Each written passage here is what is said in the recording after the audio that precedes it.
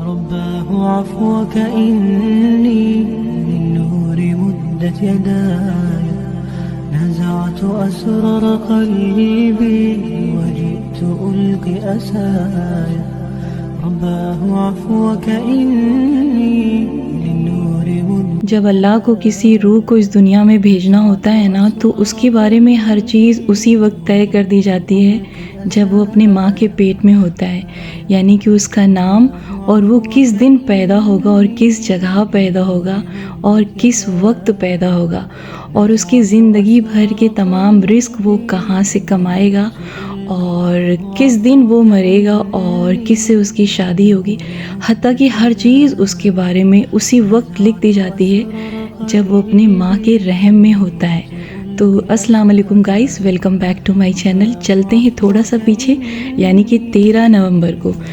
तो इस वक्त तकरीबन सुबह के 10:15 के करीब हो रहे थे और अचानक से ये डिसीज़न लिया गया कि आज मेरी बहन का ऑपरेशन है। तो उसकी डेट थी दिसंबर फर्स्ट वीक, यानी कि जो डॉक्टर ने डेट उसको दिया था वो दिसंबर फर्स्ट वीक थी और हम लोगों ने एक अनुमान लगाया था कि नवंबर लास्ट वीक तक जाएगा। लेकिन कहते हैं ना कि होता वही है जो मंजूर खुदा होता है। तो हम लोगों ने जो सोचा था उसके बिल्कुल बरक्स हुआ और एक दिन पहले मेरी बहन को अचानक से पेन स्टार्ट हो जाता है, थोड़ी प्रॉब्लम हो जाती है। वो डॉक्टर से आके मिलती हैं। डॉक्टर ने डिसीज़न लिया कि नेक्स्ट डे उनका ऑपरेशन करना है। तो यहाँ पर हम लोग जल्दी से तैयारी किए और आ गए हॉस्पिटल। तो जी हाँ, ये वही हॉस्पिटल है जहाँ पर 1.5 महीना पहले यानी कि 2 अक्टूबर को मेरी सेकंड नंबर वाली बहन को बेटा पैदा हुआ था, यानी कि अजान साहब यहीं पर पैदा हुए थे। और अगर इस हॉस्पिटल की बात की जाए ना, तो तकरीबन यहाँ से मेरे घर का जो रिश्ता है ना वो 30 ईयर्स है, यानी कि 30 साल। तो हमारे जो छोटे भाई हैं कि डॉक्टर सलाउद्दीन, वो यहाँ पे पैदा हुए और हमारी छोटी बहन डॉक्टर फरीन वो यहाँ पे पैदा हुई। और इस तरीके से हमारे घर में एक के बाद एक कोई ना कोई यहाँ आता है और फिर हम लोग बड़े प्यार से उनको घर लेके जाते हैं। तो दिन भर इंतज़ार हुआ और जो भी प्रोसेस होना था वो होता गया और हम लोग बहुत ज़्यादा एक्साइटेड थे कि कौन आने वाला है। तो अल्हम्दुलिल्लाह यहाँ पर बहुत ही प्यारी सी और बहुत ही खूबसूरत एक परी आई हमारे घर में और इनका नाम ना अल्हम्दुलिल्लाह पहले से डिसाइड हो चुका था कि जो भी आएगा उसका नाम ईमान रखा जाएगा। तो इनका नाम ईमान हो गया। तो हमने आपको बताया कि जब बच्चा अपने माँ के पेट में होता है तभी उसका नाम डिसाइड हो जाता है। तो आप चाहे जो भी नाम रखना चाहें, वहाँ पर आपकी मर्ज़ी नहीं चलती है। जो अल्लाह ने नाम लिख दिया है ना, माँ के पेट में ही तय हो जाता है और वही नाम वो किसी के थ्रू यानी किसी की ज़ुबान से निकलवाता है और फिर उसका नाम वो पढ़ जाता है। तो बहुत ही प्यारी सी है माशाल्लाह ये। और तकरीबन 4 बजे यानी कि असर की अज़ान के वक्त मेरी बहन को ऑपरेशन रूम में ले जाया गया और ये पैदा हुई हैं 4:30 बजे।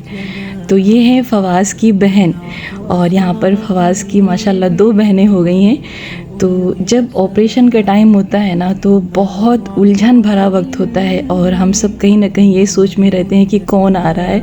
हालांकि या तो अल्लाह बेटा देता है या बेटी देती है, लेकिन बहुत ज़्यादा लोग इंतज़ार में रहते हैं। और जो भी बच्चा आता है ना वो ये समझिए कि अल्लाह की तरफ से तोहफ़ा आता है। और ख़ासकर जब अल्लाह किसी को बेटी नवाजता है ना तो आप ये समझिए कि अल्लाह उस बंदे से बहुत खुश है, क्योंकि अल्लाह कहता है कि जब मैं किसी को बेटा अता करता हूँ ना तो उसको खुश करता हूँ, लेकिन जब मैं किसी से खुश होता हूँ ना तो उसको बेटी अता करता हूँ। तो यहाँ पर 4 दिनों के बाद आज फाइनली डिस्चार्ज हो गए थे। और सबसे अमेजिंग ये रहा इस बार भी कि जैसे ही अज़ान थर्सडे को यानी कि जुमेरात को पैदा हुए थे, वैसे ही यहाँ पर ईमान भी माशाल्लाह जुमेरात को ही पैदा हुई और वो ज़ोहर के टाइम पैदा हुए थे और ये असर के टाइम आई हैं। और सेम टाइम जैसे हम उनको लेके गए घर की तरफ, वैसे आज इनको भी घर की तरफ लेके जा रहे हैं। तो आगे वाली गाड़ी में इनके पापा मम्मी हैं और ईमान यहाँ पर यानी यानी अपनी खालाओं के साथ हैं। तो छोटी खाला ने इनको लिया था, यानी कि डॉक्टर फरीन ने इनको गोद में लिया था। तो फाइनली अल्हम्दुलिल्लाह घर पहुंच आए थे 4 दिनों के बाद, और इस तरीके से बहुत ज़्यादा बिज़ी रहे। और यहाँ पर फवाज़ बहुत खुश हो रहे थे। तो फवाज़ भी हॉस्पिटल में होते थे, लेकिन इनके पापा इनको संभालते थे और हम लोगों के साथ फ़ायज़ा होती थी। तो यहाँ पर बच्चे बहुत ज़्यादा एक्साइटेड थे। और फाइनली अज़ान भी आ गए हैं। तो 1.5 महीने पहले अज़ान साहब आए थे और अभी ईमान आ चुकी हैं अल्हम्दुलिल्लाह। तो कई दिनों के बाद हम अज़ान से मिले और अज़ान इनके सामने काफ़ी माशाल्लाह बड़े बड़े से दिख रहे थे और मुझे तो पहचान में ही नहीं आ रहे थे वो। तो यहाँ पे जिस तरीके से फवाज़ लेटे हैं ना, ऐसे ही पापा मेरे इसी बेड पे लेटते थे और उनकी बड़ी याद आई। और होते तो बहुत खुश होते, क्योंकि मेरे पापा को बच्चों से बहुत ज़्यादा लगाव था और मेरे पापा ने ऐज़ल तक को देखा था। बाकी ये 2 बच्चे जो हुए हैं ना, वो तो उनके जाने के बाद आए हैं। और मेरी बहन ने तो ऐज़ल को भी नहीं देखा था और वो उस वक्त इस दुनिया से गई जब फ़ायज़ा आ चुकी थी। तो 2 लोगों को अल्लाह ने लिया, लेकिन उसके बदले यहाँ पे कई लोगों को भेजा भी। तो अल्लाह जब किसी रूह को अपने पास बुलाता है ना, तो उसके बाद बहुत सारे लोगों को भेजता भी है। तो जो चले गए हैं उनको हमेशा अपनी दुआओं में याद रखिए, क्योंकि वो आपके दुआओं के मुंतज़िर होते हैं और वो इंतज़ार करते हैं कि हमारे घर से हमारे अज़ीज़ उनके लिए दुआ भेजें। तो आपके घर से जो भी गया है, गमज़दा मत होइए, उनके लिए दुआ मग़फ़िरत करिए हमेशा। हर सुबह जब अपना हाथ आप अल्लाह के सामने फैलाएं ना, तो जो आपके घर से अज़ीज़ जा चुके हैं ना, उनको हमेशा अपनी दुआओं में ज़रूर याद रखिए। और कभी भी आप ये चीज़ नहीं महसूस करिए कि अल्लाह ने आपके साथ कुछ भी गलत किया है, क्योंकि अल्लाह के फ़ैसले बेहतरीन होते हैं। और हर वो रूह जो यहाँ पे आई है ना, यानी कि दुनिया में जो भी आया है, उसे यहाँ से एक दिन जाना है। तो खैर पापा मेरे बड़े रहम दिल इंसान थे और बच्चों को इस तरीके से प्यार करते थे ना कि बच्चे उनसे कभी डरते भी नहीं थे। तो एक चीज़ मैं आपको बताना चाहूँगी कि यहाँ पर जिस तरीके से अल्लाह ने इन दोनों बच्चों, यानी कि यहाँ पर आहिल हैं और ऐज़ल हैं और अज़ान हैं और ईमान हैं, इन चारों बच्चों को अल्लाह ने जुमेरात के दिन भेजा है। तो खैर जिस दिन मेरी बहन को अल्लाह ने इस दुनिया से उठाया ना, वो जुमेरात का ही दिन था और ज़ोहर का वक्त था। और जब मेरे पापा को अल्लाह ने अपने पास बुलाया, तो वो भी दिन जुमेरात का ही दिन था और असर का वक्त था। तो यहाँ पर जिनको भी भेजा है ना, जुमेरात को ही दिन भेजा है, तो उसके लिए मैं अल्हम्दुलिल्लाह कहना चाहूँगी। और अल्लाह का शुक्र आपको हर दिन हर हाल में करना है, क्योंकि जो शुक्रगुजार बंदे होते हैं ना, वो अल्लाह को बहुत पसंद होते हैं और अल्लाह के बड़े करीब भी होते हैं। तो फाइनली कई दिन के रेस्ट के बाद आज हम आए अपनी बहनों के साथ शीशा ढाबा पे, और ये ढाबा अपना ही है और बहुत ही खूबसूरत है। और इस तरीके से यहाँ की डेकोरेशन हुई है ना कि काबिल तारीफ़ है, और इसको संभालते हैं इरफान भाई। तो यहाँ पर ये है फ़ायज़ा और इस साइड हमारे खालाजाद भाई की बेटी हैं उम्रा, और ये भी बहुत ही प्यारी है माशाल्लाह।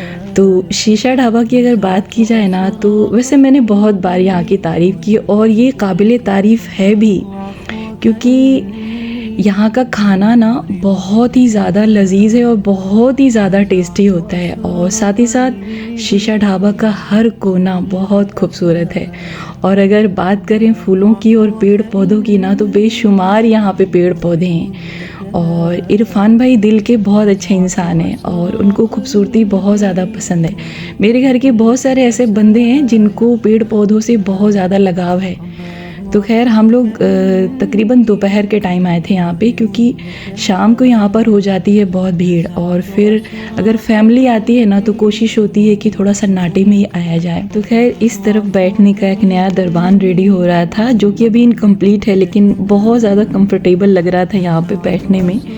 तो अगर अभी तक आप नहीं गए हैं तो ज़रूर जाइए, और यकीनन आपको वहाँ का खाना बहुत पसंद आएगा। तो जैसे आप रेस्टोरेंट में जाएंगे ना, तो सबसे पहले आपको यहाँ पे चना मिलेगा, जो कि लहसुन के साथ होता है और इतना टेस्टी होता है ना कि ये आपको खा के ही मज़ा आएगा और तभी आपको यकीन होगा। तो खैर अगर खाने की बात की जाए ना, तो बेइंतहा टेस्टी होता है, और ये भी आपको तभी पता चलेगा जब आप वहाँ जाएंगे और खाने को टेस्ट करेंगे। और एक एक कोना यहाँ पे जिस तरीके से खूबसूरत दिखता है ना, और यकीन मानिए ऐसा टाइम का बिल्कुल पता नहीं चलता है। जब वहाँ पे आप जाएंगे और अपना टाइम स्पेंड करेंगे ना, तो आपको बिल्कुल भी इस चीज़ का अफसोस नहीं होगा कि आपका टाइम वहाँ पे कितना खर्च हो गया, क्योंकि टाइम का बिल्कुल पता ही नहीं चलता है। और जब ऐसे टेस्टी टेस्टी खाने सामने परोसे जाते हैं ना, तो फिर क्या ही कहना, यानी कि कोई जवाब ही नहीं। और खाना यहाँ का बहुत बेहतरीन है। मैं इसलिए तारीफ़ नहीं कर रही हूँ कि ये हमारा रेस्टोरेंट है, बल्कि इसलिए हम तारीफ़ करें क्योंकि ये वाकई में तारीफ़ के लायक है। और एक एक खाना यहाँ का लाजवाब होता है। और ये है मटन हांडी, और यहाँ पर आप देख सकते हैं पूरा लहसुन का एक पीस इसमें डला था और बड़ा ही अमेजिंग लग रहा था मुझे देख के।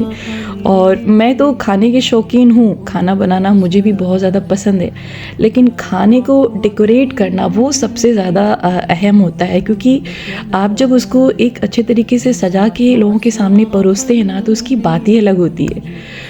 तो यहाँ पर आज हम लोग कई घंटा अपना स्पेंड किए और शाम हो गई।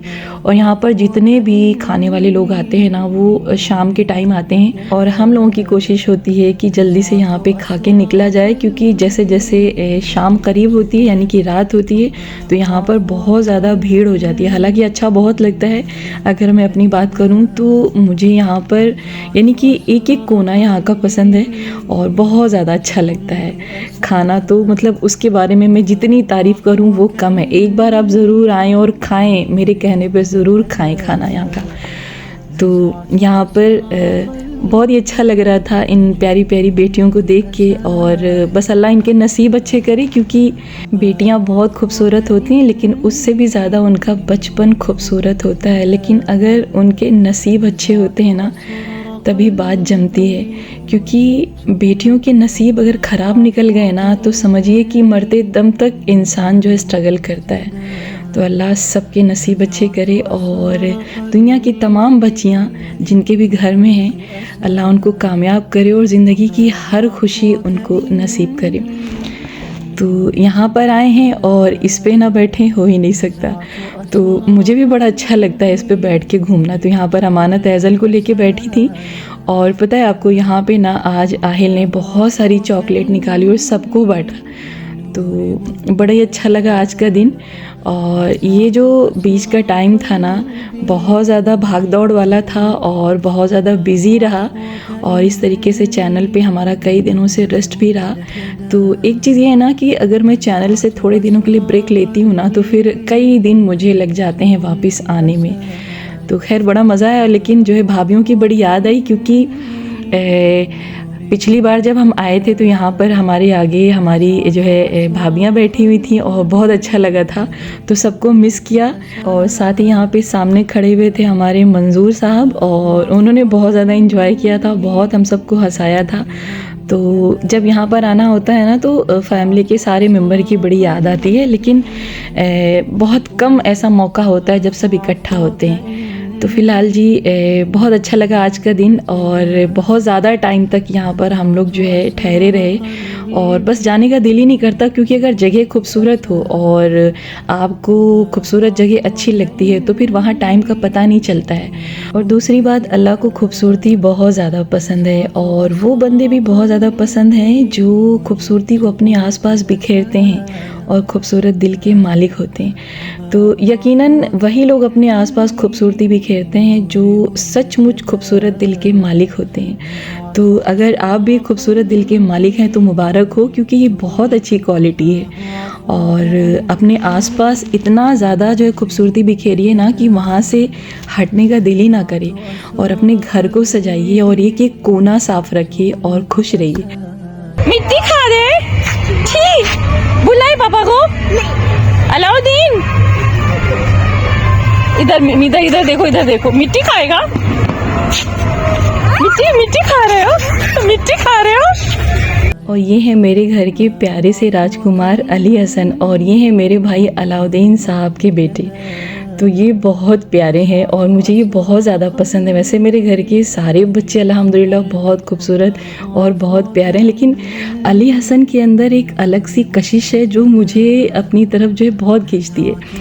तो खैर मुझे अलाउद्दीन साहब बहुत ज़्यादा पसंद है और जाहिर है कि जो भाई बहुत ज़्यादा पसंद हो उसकी औलाद भी आपको बहुत ज़्यादा पसंद होती है। तो खैर जी, आज था 27 नवंबर और मैं निकली थी अपनी फूफी की बेटियों के साथ मार्केट और बहुत इंजॉय किए और पूरा दिन उनके साथ स्पेंड किए और खूब सारी उन लोगों ने शॉपिंग किया और हमने उनका जम के साथ भी दिया और बहुत अच्छा लगा। तो ये थे नवंबर महीने के कुछ खूबसूरत दिन और खूबसूरत बिताए हुए पल जिसको हमेशा इंशाल्लाह याद रखा जाएगा। عفوك إني من نور مدت يداي